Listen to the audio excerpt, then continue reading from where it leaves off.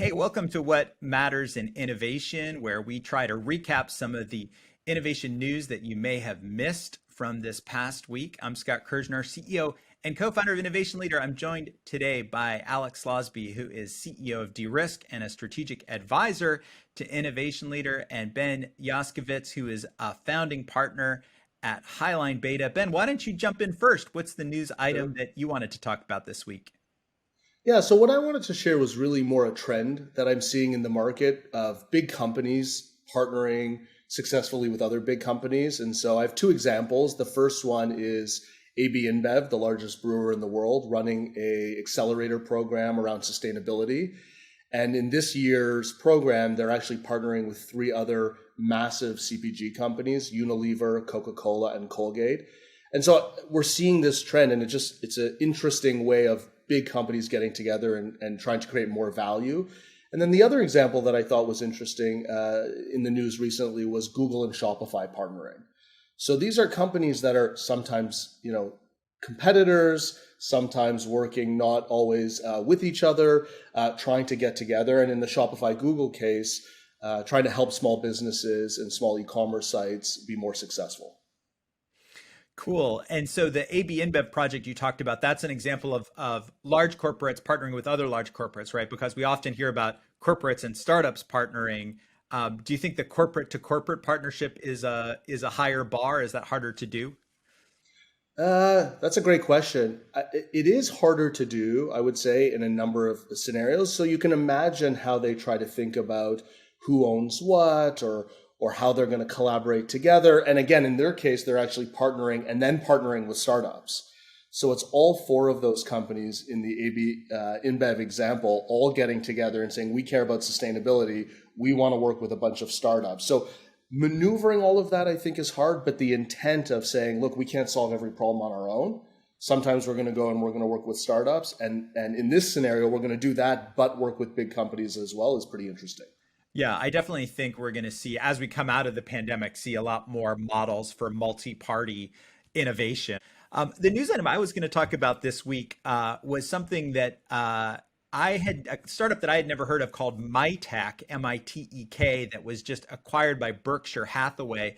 And Mitek is yet another startup that's trying to do for manufactured housing, for prefab housing, what Henry Ford did 100 plus years ago for cars, and really drive down the cost, standardize the process for producing houses in a factory and then shipping them out to home sites around the country. This has just been a very challenging space. I think a lot of people believe that we should be able to disrupt the way that homes are built. Every home is basically a custom project, where you have to figure out the engineering and the design and the issues with the site as though it's its own problem. But it's just been a really challenging space. There's startups like Blue Homes here in Boston. There's a startup called Bequal, plenty of others that are trying to mass produce really nice looking, energy efficient manufactured houses. You just tend to run into a lot of issues around, well, what are the costs of actually plugging that thing into sewer systems and electric systems once you get on site? The costs of these often wind up being comparable to the cost of stick building or custom building a house on site. The transportation cost is high. You get to deal with local regulators and building inspectors. So this is one of those arenas where so many companies have tried to disrupt. I do think eventually someone is going to figure it out. I'm hopeful that someone will figure it out, but really just a challenging arena for innovation. Alex, I'll turn it over to you for item number 3. Yeah, so for me, I was really interested to see the launch of Ford's new EV truck, its new F-150 Lightning this week. And I think it's interesting on a number of levels. It's got all the specs that you would expect from a new EV. 0 to 60 in a few seconds, range of 500 miles, which of course is necessary for trucks, towing capacity, 10,000 pounds, a big front truck they call a frunk. I guess the doors can stop bullets. And interestingly, it can charge your home or charge tools and run power tools. But if there's a blackout, it can actually power your home for a while. So that's, great. And, these things are fantastic, although they're starting to become more table stakes in the industry. But two particularly interesting things. One, the starting price is $40,000 before rebates.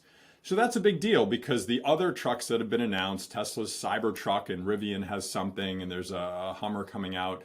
Those all start higher, like $50,000 or more. So that $40,000 starting point is really interesting. Obviously, for some of the big performance numbers, you'll have to pay for a higher trim, which will cost more, 50, 60, 70,000, but the $40,000 is a great starting point.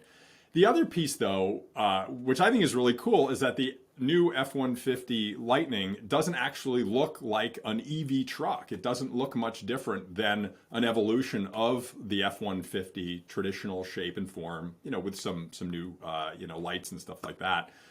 But it's really designed for people that don't want the vehicle to scream EV. We know years ago with the Toyota Prius, Prius owners loved the boxy look because it said, hey, I prioritize sustainability over, slick design. Tesla's betting you'll buy the Cybertruck because it looks like something out of Blade Runner. Ford is saying, hey, contractors, general consumers, they're going to want something that doesn't shout EV. So some really interesting choices, and we'll see how it turns out. I do wonder, Alex, what do the scenario planners and futurists at Ford and Tesla know about that we don't know, where they're designing all of their vehicles to be bulletproof? It's very alarming that we're going to need bulletproof vehicles in the future. It does sound a little Blade Runner-esque and dystopian to me. Before we wrap up, I want to mention two things. First of all, Innovation Leader has a really amazing conference that's coming up in June. It's called Charting the Future. And we just added Disney's Global Chief Technology Officer for their theme parks and products division. So you can find out about that at innovationleader.com. Highline BETA also has a great case study on AB InBev, and we'll put the link below. Thanks for watching, and we'll see you again soon for another What Matters in Innovation.